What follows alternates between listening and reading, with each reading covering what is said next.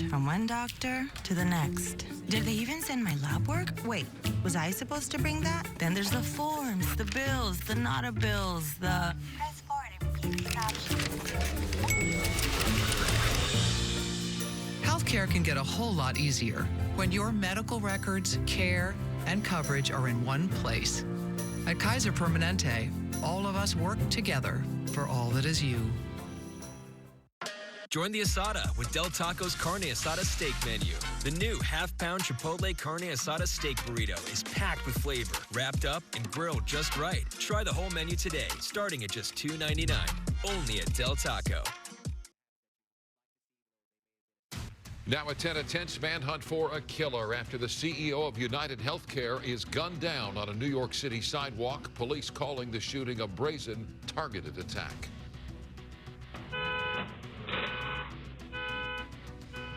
A woman hospitalized after a driver intentionally slams into her vehicle in multiple parked cars. The road rage rampage caught on camera, the suspect on the run. And targeting Teslas, a tire slasher caught on camera vandalizing a parked Cybertruck. Could it be political backlash? It's a story you'll see only on 5, now on the news at 10.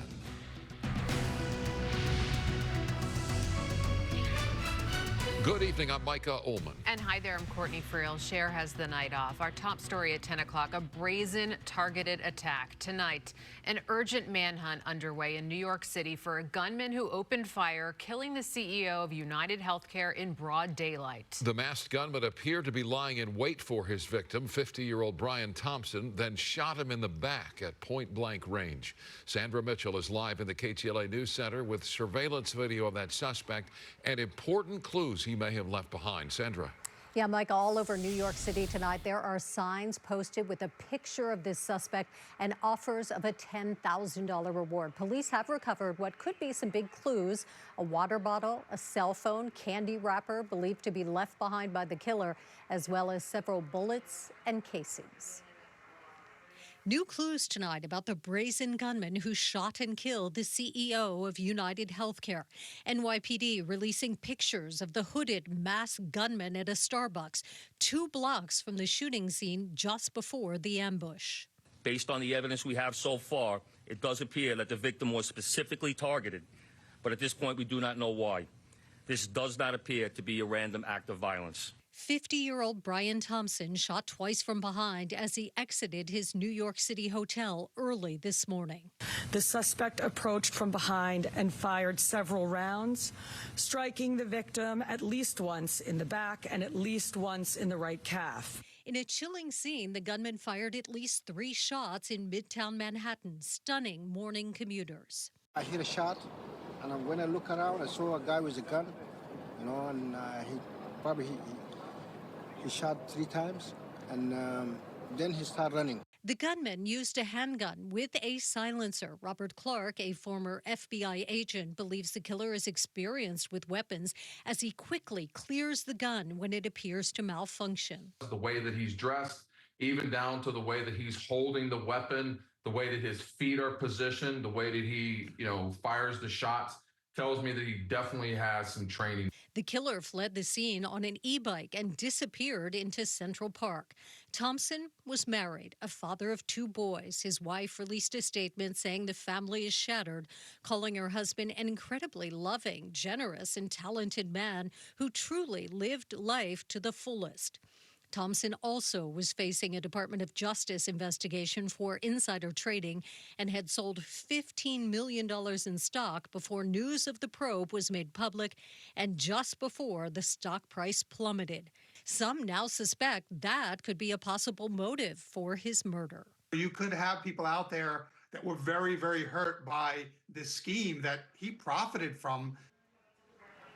Well, tonight, the FBI has joined the investigation using its technology to try and crack that cell phone found near the murder scene. Live in News Center, I'm Sandra Mitchell. Micah, Courtney, back to you. Sandy, thank you. Back in our state, 2 young boys, ages 5 and 6, are hospitalized in extremely critical condition tonight after being shot by a gunman who opened fire at a small Christian school before taking his own life. It happened around 1 o'clock at Feather River Adventist School in Oroville, which is north of Sacramento. The sheriff says the suspect was at school under the guise of wanting to enroll a student at the K-8 school. Shortly after the meeting, the principal then heard gunfire and screams. The suspect was found dead from what appeared to be a self-inflicted gunshot wound. The county sheriff says authorities believe they know the identity of the shooter and say he may have targeted the school due to its affiliation with the Seventh-day Adventist Church.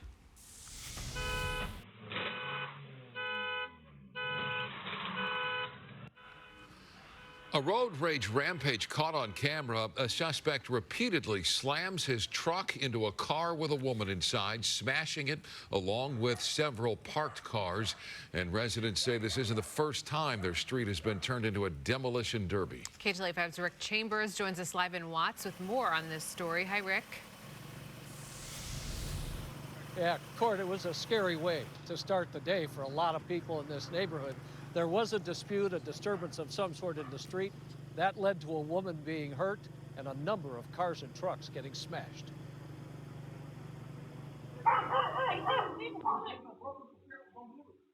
That blue stolen pickup truck rolling through Watts early this morning is about to make a U-turn and start causing some chaos. The truck rams a silver car, then begins pushing it down Bandera Street into a handful of parked cars, pushing some of those onto the sidewalk. That car was parked where the truck is, so he was hauling ass. In what may have been a domestic dispute, the suspect, described by police only as a Hispanic man, was targeting the woman that was in the car. The crashing at 4:30 this morning was so loud that neighbors came out to see if everyone was okay. The woman in the car was not. Paramedics took the woman to a local hospital with multiple injuries, including a broken leg. Locals say that they heard people arguing just before the ramming started. One man says that he heard a gunshot, but that has not been confirmed by police. Some of those unfortunate neighbors spent the morning getting their vehicles towed. The suspect, we understand, fled on foot, carrying a dog. Now, if this was a domestic dispute, it's likely detectives have already ID'd the suspect, but no word yet on if an arrest has been made. In Watts, I'm Rick Chambers. Guys, I'll throw it back to you in Hollywood.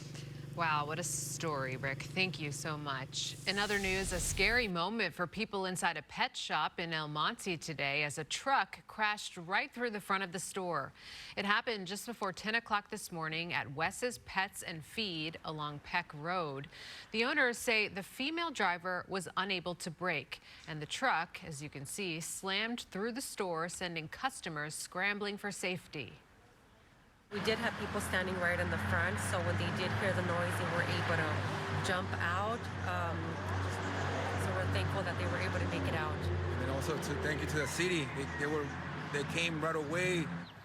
The owners say no one was injured, but the building has been red tagged due to the damage. They have not been able to get inside to check on all of the animals. A man is caught on camera slashing the tires of a Tesla Cybertruck in what some people believe may be a case of political backlash.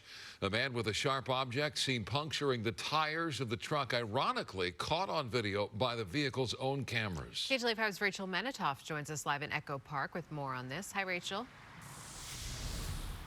Hi, Court. Hi, Micah. Good evening to you both. Yes, this act of vandalism caught on camera from multiple different angles. And one theory circulating online